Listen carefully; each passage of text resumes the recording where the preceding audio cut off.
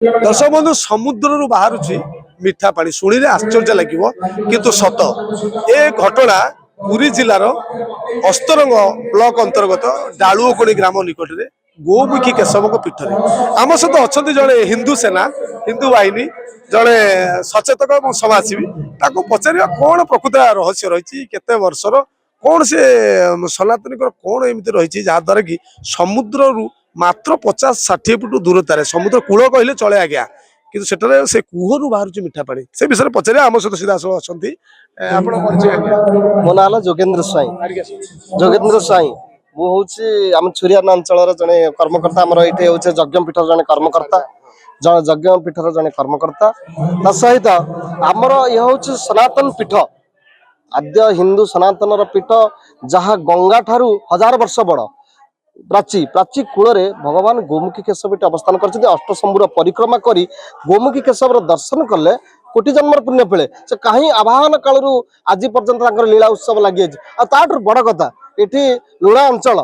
किंतु समुद्र कूल भगवान विष्णु आविर्भाव तांकर ये मीठा जल भी आम कूर पानी भी ये अंचल लोक समस्ते पीवा सहित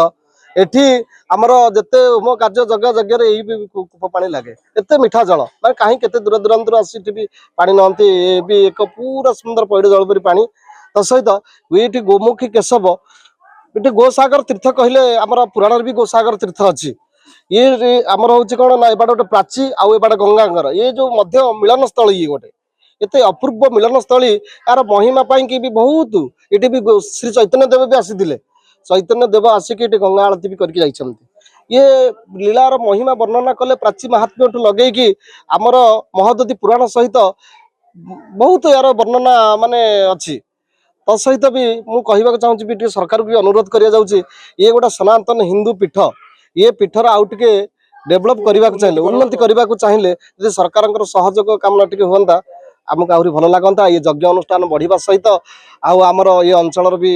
ये अनुष्ठान बढ़ता ठाकुर पाखे आम ठाकुर महात्मा गोटे कूह ये अच्छी एवं आम पा नहीं आम स्त्री लोक मैंने बहुत दिन खाइचु पा एवं भी खाऊँ 5-7 खंड गाय खाऊँ महात्मा ठाकुर बहुत दिन महात्मा ये अच्छा निश्चित भाव में आम सहित आज जन मऊसा अच्छा पचारिया अनेक कथा जानी अनेक तथ्य रही अनेक किंवदंती रही कौन से कहे आगू डाकि आपन परिचय देवे मुझे ये दालुकोणी बासिंदा मानस कुमार स्वाई आमर गोमु केशव हूँ जगन्नाथ संस्कृतिर प्राची जेतेठू आरंभ जगन्नाथ ये गोमु केशव सेबेठू सृष्टि गंगाठू प्राची हूँ 1000 वर्ष बड़ प्राची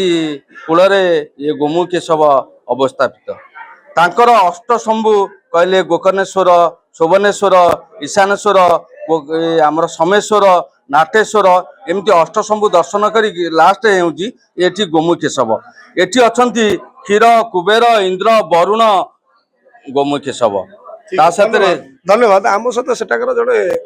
पंडित महाशय अच्छा पचारा जो हरिहर पीठ तार महात्म्य कौन जमती आप देखुं ओडिशा रे लिंगराज पीठ में त्रयंबक मंत्र महाप्रभु लिंगराज पूजा पाई था सी हरिहर पीठ शिव एवं विष्णु से भाई जो गोमुखी पीठ गोमुखी केशव रही पुरी जिलार गोटे अन्य पीठस्थली और ओडिशार गोटे अत्यंत गुरुत्वपूर्ण स्थान आम सब अच्छा पंडित पचारि बुझे आप परिचय मो ना पंडित उमेश चंद्र पाढ़ी ये जो हरिहर यदौ शंख कपाल भूषित करो मुकुतास्ति मालाधर देवद्वारवती श्मशान निलय नागरिको वाहन दितिक्ष बलि यज्ञ दक्ष मंथन श्री शैलजा वल्लभ पाप में हरता मेह हरिहर श्रीवत्स गंगाधर ये हरिहर ये आर्य सनातनी माने जानतर हो अजाणतर हो जिते पाप करिसंती सब हरण करनियंतु कहिबार उद्देश्य ये जो गोमुखी केशव जो भगवान शंकर अर्धनारीश्वर जी जहाँ को केबे हेले सी अपवित्र हुंतिनी भगवान शंकर हेले परम वैष्णव जहाँ को आम चिंता करे किंतु अपूर्व संयोग शिव हेले परम वैष्णव एवं गोमुखी केशव हरि आउ हरंकर अपूर्व मिलन ए जगार घटी प्राची तटरे जहाँ आपण माने पूर्व शुणुले अष्टशंभुंकर प्रांत शंभु हेले गोमुखी केशव तेणुक ये सनातनी माने ये जो यज्ञ होउछि यज्ञ कहीं हुए काले बसंतु पर्जयाना पृथ्वी शस्य शालिनी देशयो क्षोभरहितो ब्राह्मणा सन्तु निर्भया। वर्तमान गोटे समाज विपद आड़ को गला बेले ये यज्ञ द्वारा आम जो शांति मैत्री तृप्ति प्रतिष्ठा करिवार लक्ष्य उद्देश्य रखीचे ये पृथ्वी केमती शस्य श्यामला हब ये समाज रु केमती अधर्म विस्तार हब धर्म संस्थापना हब जहाँ आपणकर कृष्ण मुख निसृत वाणी भगवत गीता कहती यदा यदा हि धर्मस्य ग्लानिर्भवति भारत अभ्युत्थानम धर्मस्य तदात्मानं सृजाम्यहम् परित्राणाय साधूना विनाशाय चतुष्कृतम धर्म संस्थापनार्थाय संभवामि जुगे जुगे। जेतबळे जेतबळे अधर्मर विस्तार हुए धर्म संस्थापन करबा पई भगवान को ना को अवतार रे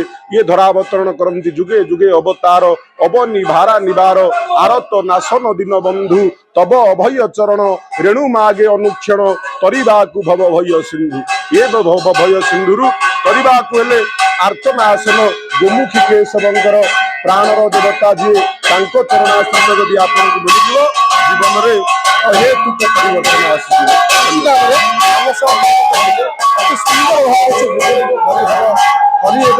महात्म्य यही गोमुखी केशव से महात्म्य रही जहाँ आप महाप्रभु लिंगराज पाखे पाइबे से आशीर्वाद यही पीठ को आसिले पाइबे। पुरी जिलार अस्तरंग अंचल अस्तरंग बजार आप आसिए पाखापाखि 15-20 किलोमीटर पड़ो पूरा समुद्र ऊपर अत्यंत शांति प्रिय जगह और महाप्रभु ये अच्छा समस्त भक्त मान आशीर्वाद कर समस्त दूर कर पुरी जिला अस्तरंग सत्य